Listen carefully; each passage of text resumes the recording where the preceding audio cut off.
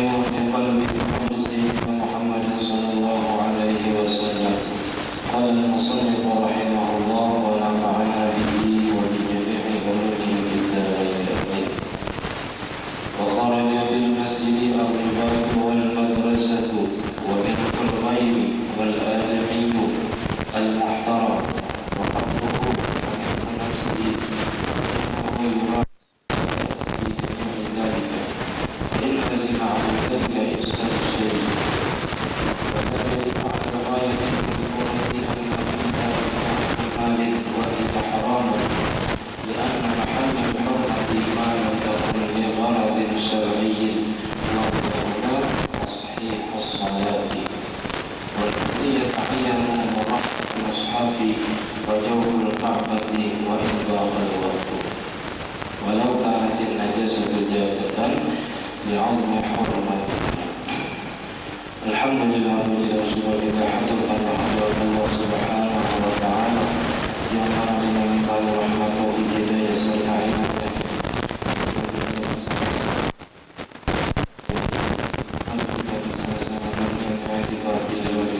Bismillahirrahmanirrahim. Nawaitu an a'taqifa fi hadzal masjid sunnatan lillahi ta'ala. Sengaja beriktikaf di sunnatan subhanahu wa ta'ala. Dan kita juga selalu bersyukur kepada Allah Subhanahu wa ta'ala yang senantiasa memberikan kepada kita bermacam-macam nikmat dan anugerah dan nikmat iman dan Islam dan dijadikan kita umat Nabi Muhammad sallallahu alaihi wasallam, dipanjangkan umur kita, disehatkan dalam kita sehingga kita dapat sama-sama mengalami ilmu agama. Kita masih membicarakan tentang masalah membatalkan sembahyang. Sini sampai 30 jam membatalkan sembahyang. Kita pembicaraan yang malam ini ke-14, yaitu terkena najis di badan ataupun di pakaian ketika sembahyang. Kecuali semalam bila ia kaum menyingkirkan membuang najis tadi langsung tanpa ada kita lawas dan tagana di awal kita.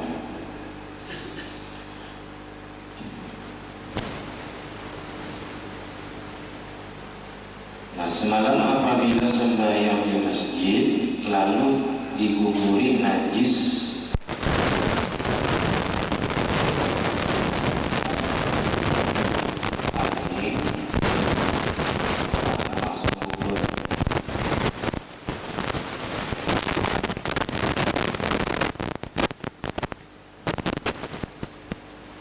sembahyang najis nang karing tadi wajib dibuangi langsung kalau najisnya karing.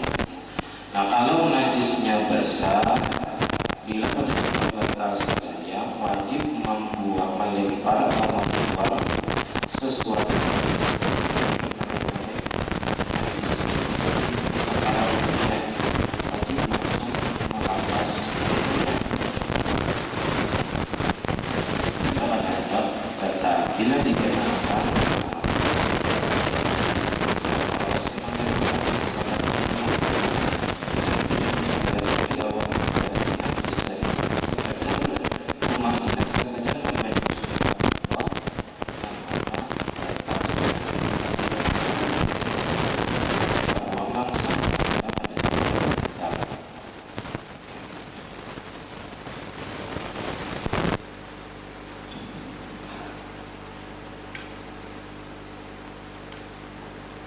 tapi kalau najisnya basah, kalau kita membuang najis dan kita kubur ke masjid yang basah ini, maka kita tidak boleh membuang najis tadi ke dalam masjid.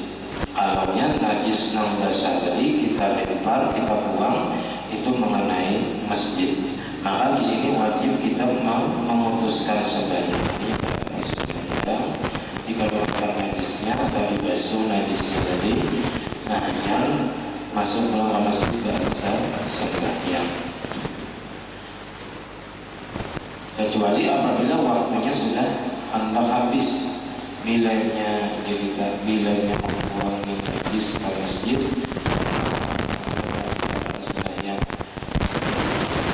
sembahyang membersihkan najis saat habis waktu, maka boleh aja ya tadi jika meneruskan sembahyangnya membuang najis tadi ke dalam masjid, tapi hingga sembahyang wajib dibuangi.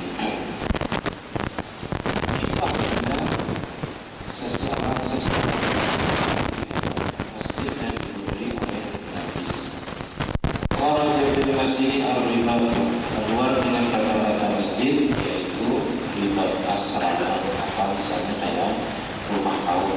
Misalnya di dalam rumah kaum sebenarnya dibuli najis, tapi itu kita tadi maka membuang najis tadi kan, walaupun karena rumah kaum misalnya di dalam rumah kaum tadi. Nah itu boleh kita membuang najisnya di situ, tapi wajib dibersihkan. Nah, satu dan ada termasuk hukum masjid. Artinya di sini hukumnya pada saat kita diguguri najis di dalam masjid. Wa milkul ghairi, dan milik orang lain, ampun orang, baik ampun seorang. Wal adamiyyu, dan manusia. Nah, kalau kita gunakan misalnya karena orang itu orang sudah yang dan terjadi al-muhtaramun yang ada manusia yang ghairu muhtaram, atau dalam kitab hayawanun ghairu muhtaram, manusia yang ada dihormati, yaitu dari sholat orang yang meninggalkan sembahyang itu manusia dianggap ada di hormati, disamakan dengan binatang. Artinya dalam beberapa masalah, kalau kita misalnya menganggap berwudu, tapi banyaknya besar kurang minum, tapi yang boleh minum itu hanya manusia atau binatang yang dihormati. Artinya katanya orang makan sembahyang yang mengeluarkan binatang minum, kita tak boleh memberikan karena ini adalah muhtaram. Itu sudah disuruh, jadinya memang mengeluarkan sembahyang. Tahu bahwa ini ada sembahyang. Kalau kita ada tahu, kita sangat baik-baik. Jadi yang menilai orang, kalau kita ada tahu jujur, maka juga yang membaca apa sembahyang mengaku salah. Nah, kalau yang kita pada tahu kayak apa yang di rumah, apa kita sembahyang di rumah. Maka beruhu dan kubur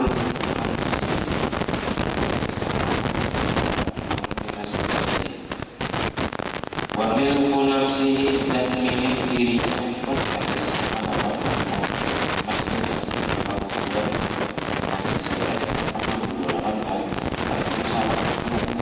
fa'innahu yurahis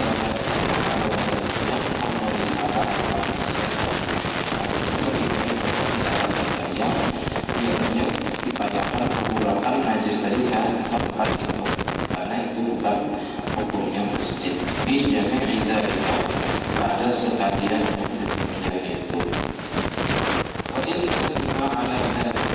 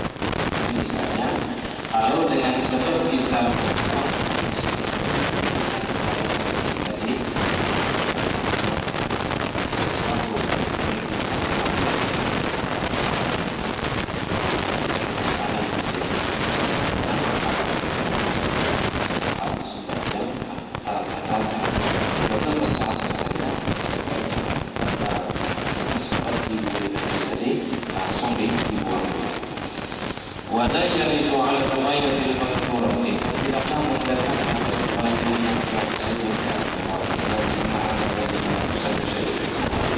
sekalipun dapat dipastikan atas yang itu dapat merusak sesuatu dengan sebab membuang najis tadi di tempat itu.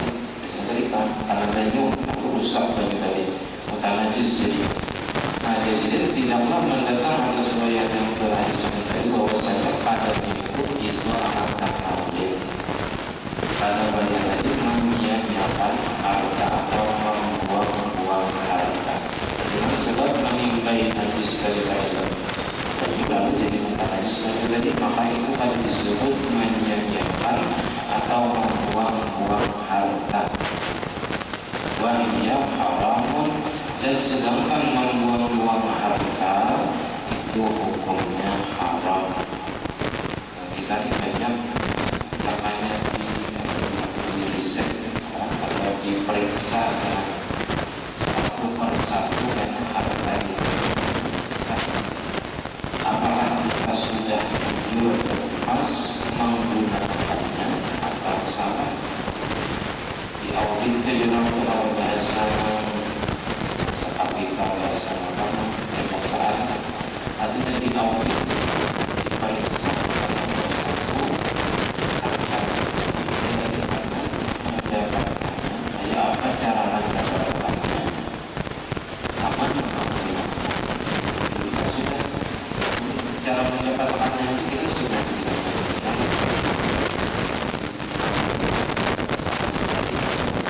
cara mendapatkannya, apalagi cara menggunakannya. Kadang kita bisa mendahulukan yang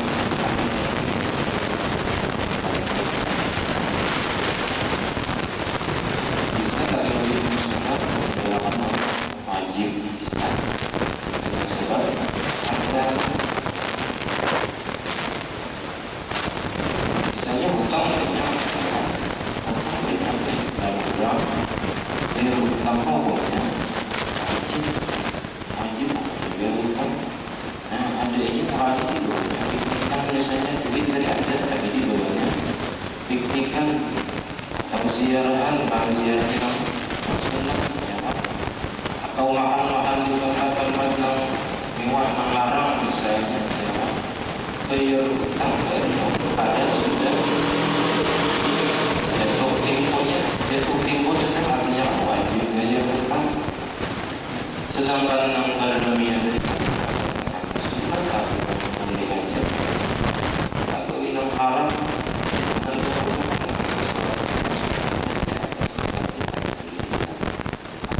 harap. Nah disinilah kita yang pentingnya berilmu. Bila sufi berilmu itu yang mana? Ada tasawuf menggunakan harta. Nah jadi ada istilah idha'atu malin, membuang harta atau menyia-nyiakan harta. Yang kita diberikan sampai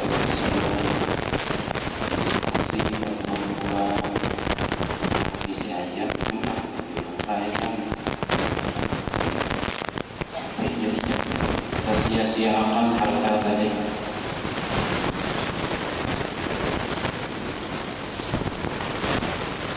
Menyia-nyiakan harta atau membuang-buang harta itu hukumnya haram.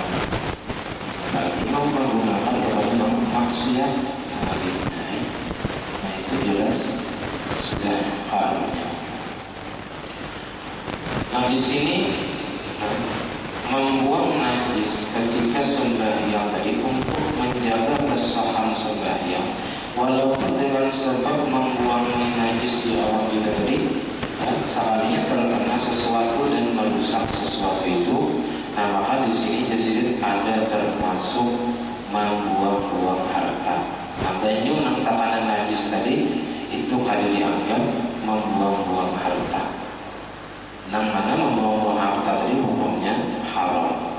Kenapa? Lianna mahallal hurmati, karena bahwasanya tempat keharaman itu malam takun li gharadin syar'iyyin, selama tidak adalah ia bagi tujuan syar'i, tujuan agama dibenarkan.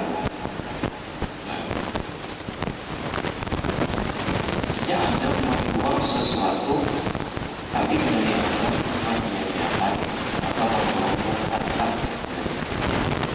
Kalau di itu seperti misalnya alat-alat yang diharamkan kita buang misalnya, caranya itu kan dianggap membuang harta.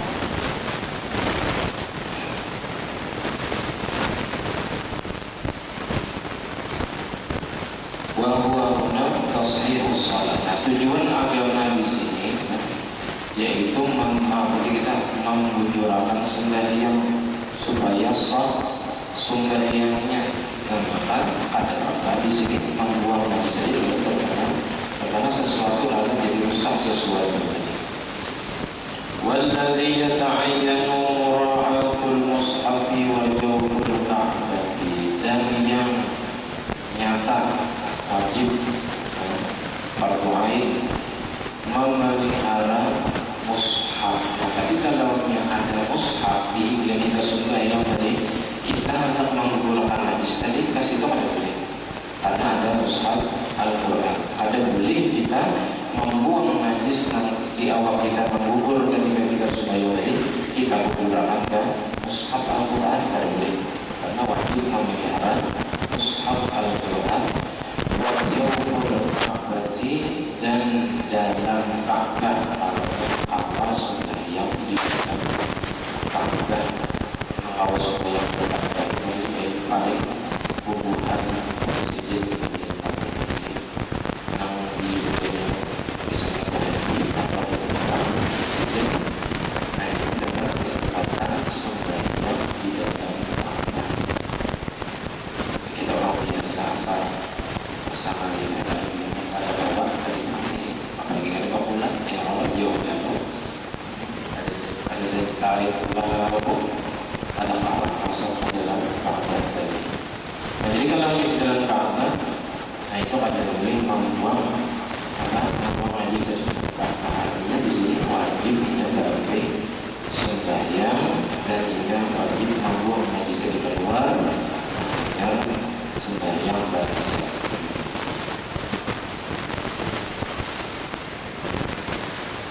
Wa in dhaqal waktu, dan sekalipun sudah sempit waktunya. Tapi kalau yang panjang karena mushaf Al-Quran, panjang karena dalam Ka'bah, dan itu pada boleh membuang najis tadi terkena mushaf Al-Quran dan dalam Ka'bah. Di sini wajibnya membagi sembahyang kita berbatal sembahyang dan membuang najis dari keluar atau membersihnya, agar sembahyang bersih. Walau karena bin najas sejabatan, dan sekalipun adalah najisnya itu tarik, walaupun najisnya itu tarik, nanti bisa najisnya tarik.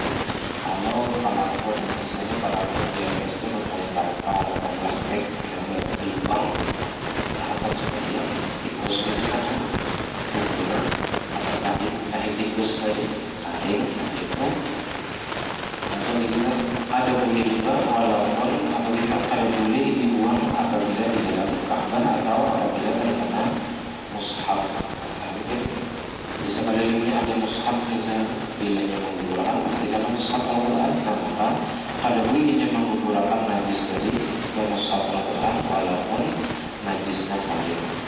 Di'almi hormatiha, karena besar kehormatan Ka'bah tadi.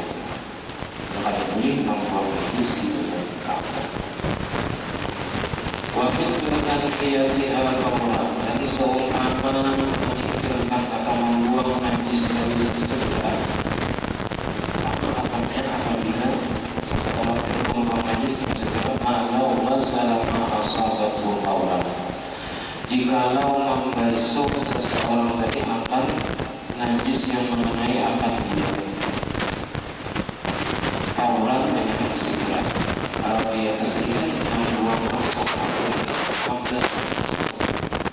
sama lakukan lebih dengan ini, sebagaimana jikalau ada air berada di samping air pasir yang banyak, artinya lebih dari 2 bulan, sudah yang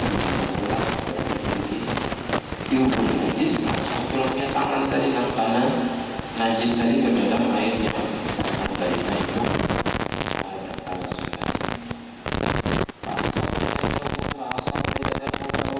dan maka mengenai akan tangannya maka bisa taubat maka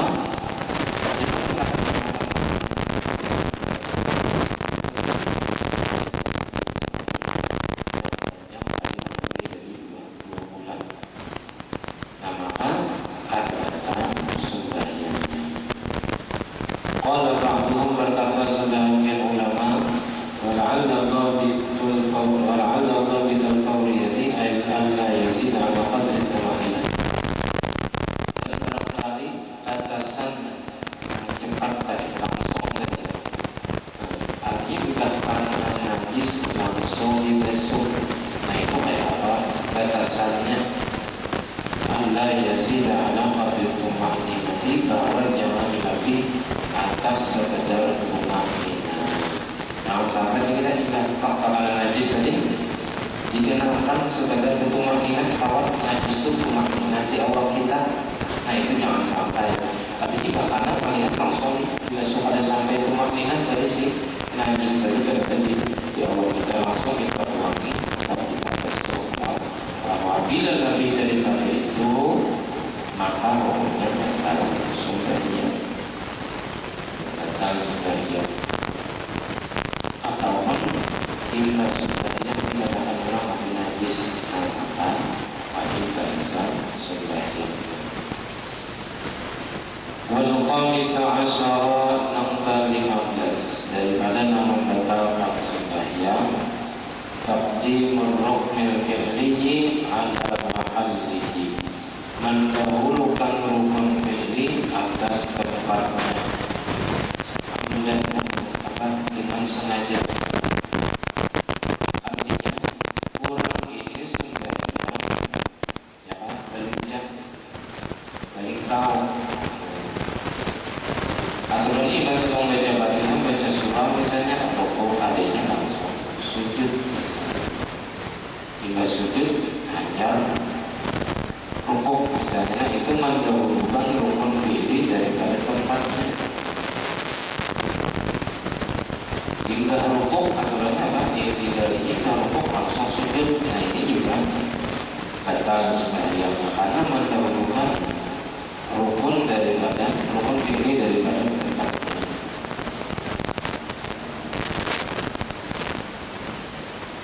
Pasal bisa asyara angka 16 daripada nama batalkan sembahyang terburuknya perkara salat. Satu rukun daripada rukun-rukun sembahyang dengan sengaja. Istilah ada istilah sujud. Nah maka hukumnya batal sembahyang satu rukun daripada rukun-rukun sembahyang. Dikhilafi sahwat bersalahan apabila meninggalkan rukun tadi dalam keadaan lupa. Misalnya Fatihah, nah itu apa caranya? Kalau dalam keadaan ingat apabila sampai dengan rukun langsung lupa.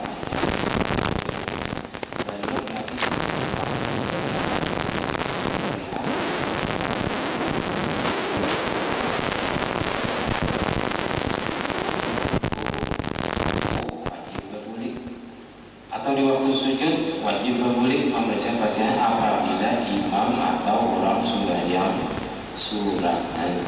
Bilanya makmum ada tempat tinggalan rukun, nah itu dalam keadaan lupa, nah itu harus sampai sembahyangnya karena kita salam dari salam itu apabila makmum. Jadi kebenaran itu beda masalah imam dan makmum itu.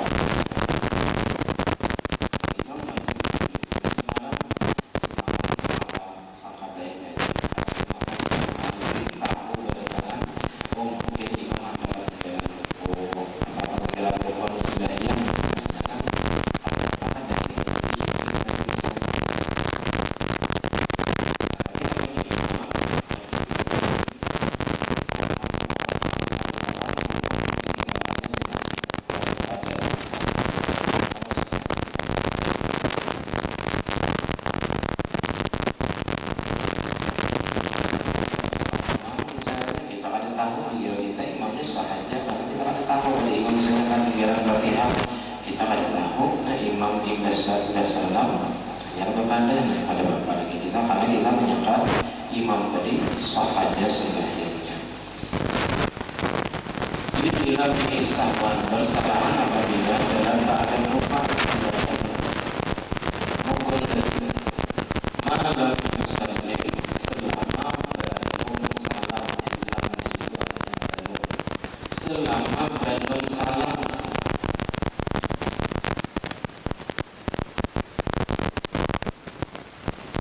walau yang boleh masuk selama belum salam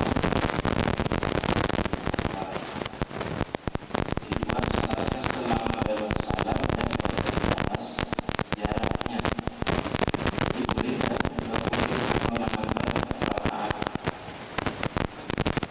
wa illa amalnya sudah salam dan awas sudah waktunya jaraknya maka istatabaha wajib mengulang bahasa sudah. Kalau misalnya sudah awas jaraknya hanya mengulang bahasa diulang. Wasabi'a asyara dan ke-17 kepada yang membatalkan sembahyang takbirul rukun qasir, memanjangkan ala asahan rukun qasir. Rukun yang qasir itu dua jam, yaitu wa al-i'tidal, yaitu i'tidal dan duduk antara dua sujud. Jadi ada i'tidal di rakaat terakhir yaitu sembahyang, karena itu tempat rumah baik subuh, hanya subuh, subuh. Kalau misalnya subuh itu tetap nazilah apabila ada sesuatu yang terjadi terhadap orang Islam, sudah disiksa atau ada pemimpin Islam, ulama-ulama tadi dizalimi, dipenjara, dibunuh misalnya. Nah itu kita disunatkan sujud as-sunnah nazilah, baca qunut nazilah di i'tidal rakaat terakhir daripada sembahyang yang lima waktu. Jadi memanjangkan rukun qasir itu membatalkan sembahyang. I'tidal lawas misalnya i'tidal itu sallallahu alaihi wasallam Rabbana lakal hamdu wa sallallahu lalu dipanjanginya tadi, dilawasakannya tadi sampai membaca bacaan wajib di akhir dalam tahiyat itu sampai Allahumma shalli ala sayyidina Muhammad. Nah itu artinya melawasakan mengkasir bukan mungkin yang harusnya dikerjakan satu matanya dikerjakannya dengan lawaskan ini dapat mendapatkan sembahyang. Maka kecuali semalam juga dalam masalah sembahyang tasbih. Kalau sembahyang tasbih itu ada makna nanti. Kalau sembahyang tasbih bacaan ketika ini itu antara bersujud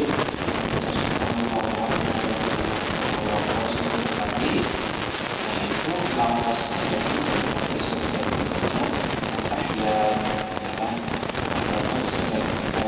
membaca umum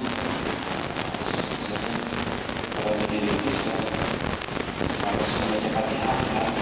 Kalau tidak memanjangkan i'tidal itu melebihi daripada bacaan Fatihah sesudahnya membaca bacaan i'tidal. Kalau belum antara bersujud sesudahnya membaca bacaan belum antara bersujud berarti tidak masuk membaca tahiyat wajib.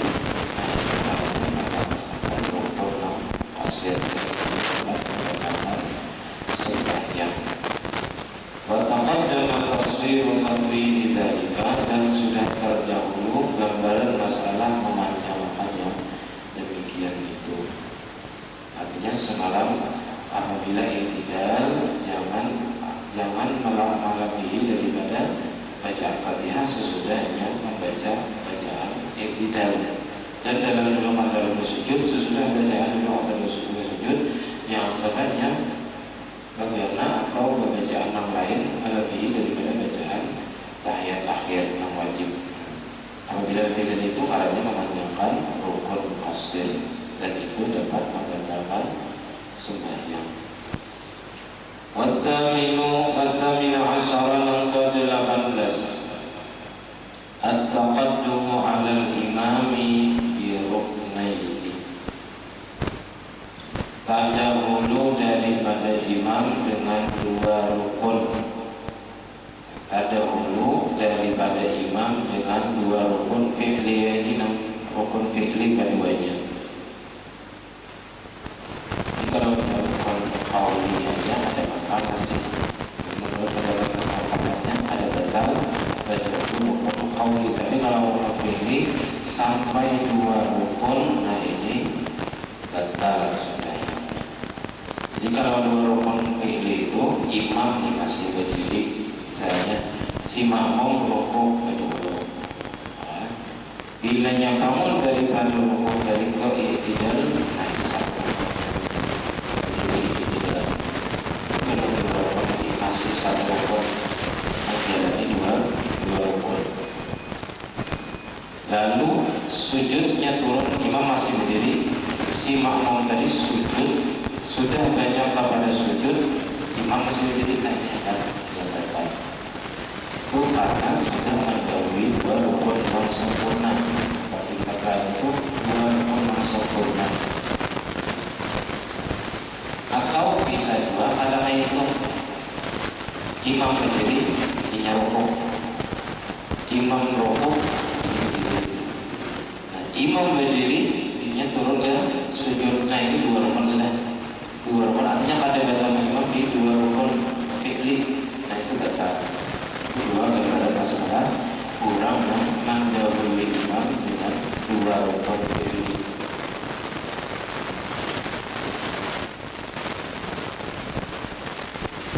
Amidan aliman, sengaja pulang, tahu pulang hukumnya haram, bila udhrin dengan kebiasaan udzur pulang,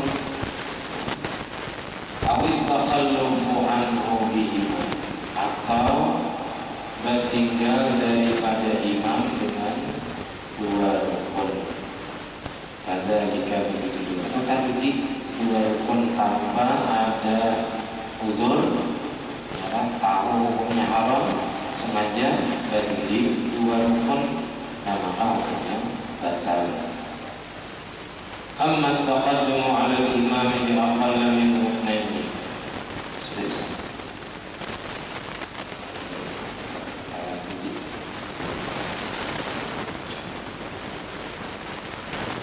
Adapun tadahulu daripada imam dengan kurang daripada dua rukun fi'li, maka tidaklah membatalkan sembahyang. Lakin nahu fil fi'li haramun, akan tetapi pada rukun fi'li haram hukumnya. Artinya kalau satu rukun saja yang terdahulu daripada imam, nah ini haram hukumnya, tapi masih sah sembahyangnya. Gawiannya haram, cuma sembahyangnya masih satunya dan berdosa dari segi terdahulu sarukun daripada imam. Walau bi ba'di rukun, walaupun dengan sebagian rukun. Pada siang insyaallah Allah akan dibahas sedikit dan tambahan penjelasan yang lagi masalah berdahulu daripada imam ataupun tabudi daripada imam. Ini ada beberapa masalah. Sampai di sini pengajian kita seperti berpengalaman. Kemudian kita bertahan di Sawani Indonesia di rumah ini dan di mobil.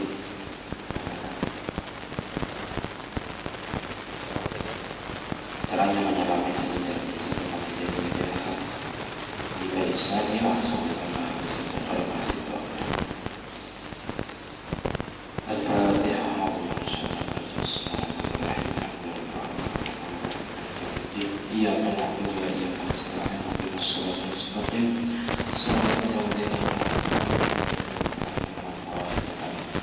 Bismillahirrahmanirrahim. Alhamdulillahi rabbil alamin.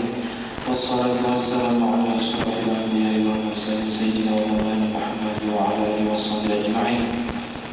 Allahumma qina fi kitabika wa qina fi dinina wa qina fi dinina wa ta'wil. وارزقنا الإخلاص في طلب العلم وفي نشره وفي جميع الطاعات وحسن عيوبنا وعيوب معلمنا عنا